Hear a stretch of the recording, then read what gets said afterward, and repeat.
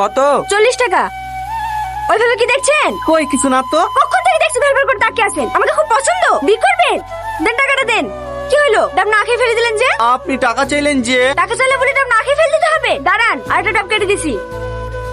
80 টাকা যে? দুটো ডাব নিলাম যে। দুটো ডাব খেয়েছেন নাকি? এলেন ধরেন।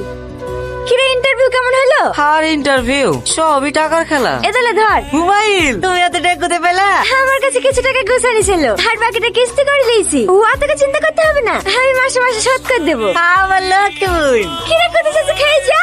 আসি বোন আসি, বন্ধুদেরকে দেখে আসি। পাগল একটা। আসেন আসেন, এই বাড়িটা এই রীতি এই ভদ্র মহিলা তোর খোঁজ কাটছিল, দেখ কি বলবে। কি ব্যাপার আপনি?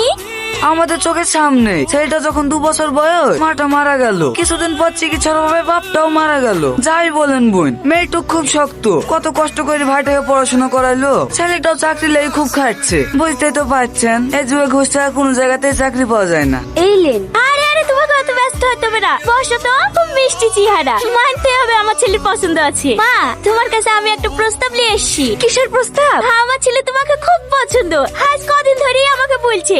আমি তো প্রথমে আসতেই চাইছিলাম না। হ্যাঁ, তুমি দেখে দেখে পছন্দ হলো না, এখন আবার কাকে পছন্দ করলো? এসে তো আমি অবাক, এত সুন্দর নর্মভদ্র একটা মেয়ে। মা, তুমি আমার বাড়ির বৌমা হবে। এসব আপনি কি বলছেন? আমি আপনার ছেলেকে বিয়ে করবো না। কেন মা, বিয়ে করবে না কেন? আমাদের অনেক টাকা পয়সা আছে, তোমার কোনো কিছুর অভাব হইতে দেবো না, সব সময় মাথায় করে রাখবো। যত টাকা পয়সা থাক, আপনার ছেলেকে আমার পছন্দ না, ওকে আমি বিয়ে করতে পারবো না। আপনারা এখন আসতে পারেন। কিন্তু মা। মা চলো। এই রীতি, তোর কি মাথা খারাপ হয়ে গেছে? এত সুন্দর একটা বিল প্রস্তাব এসছে আর তুই রাজি হচ্ছিস না? ছেলেটা কোথায় দেখতে খারাপ? চাচা ছেড়ে দেন।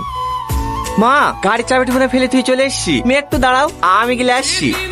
তুমি ভুল বুঝো না চাচা, আমার ওকে খুব পছন্দ। কিন্তু আমি যদি এখন বিয়ে করে শ্বশুর বাড়ি চলে যাই, তাহলে আমার ভাইটাকে কি হবে? ও তো এখনো পর্যন্ত একটা কাজও করতে পারে না। আমি চলে গেলেও না খেতে পেয়ে মরে যাবে। তুই এই কথাটা ওদের সামনে বলতে পারতি। ওরা যা মানুষ দেখনো, দরকার হলে তোর ভাইটাকেও সাথে করলে যাইতো। পরের ছেলে চাচা, একদিন দেখবে, দুদিন দেখবে, 3 দিনের পেলে কি ঠিক চোখের বিষয় যাবে। কিন্তু তুই কি আর এত ভালো সম্বন্ধ পাবি?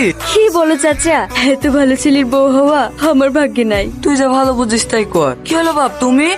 চাবিটা নিতে ভুলে গেছিলাম চাচা। এই রীতি, চাবিটা কোথায় পড়ে আছে দেখ দিনে। এই লেন। চাকরি আর হবে না রে বোন, চ তোর সাথে ডাব বেচতে যাবো।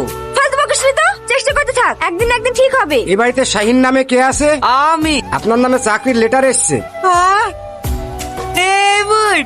আমার চাকরি হয়ে গেছে, আর কি কোম্পানি তোমাকে শেষ ম্যানেজারের পদে নিয়োগ করেছে।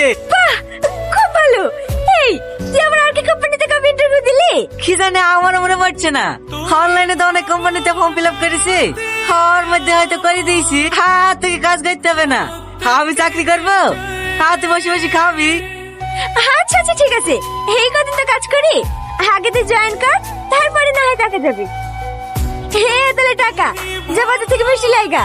ঠিক আছে বোন। এটা কে? আমরা দুজন দুজনকে ভালোবাসতুক তো, তাই আজ বিয়ে করে ফেলেছি। হে, এত খুশির খবর। সারাদিন বাড়িতে একা একা বোর হতে হয়। আমার ভাবিকে খুব পছন্দ হয়েছে। তোমার নাম কি ভাবি? সালমা। বোন বোন, কি হলো? হ্যালো, আমার এই মাসের মাইনি। তোমার কি বুদ্ধি শুদ্ধি কিছু হবে না?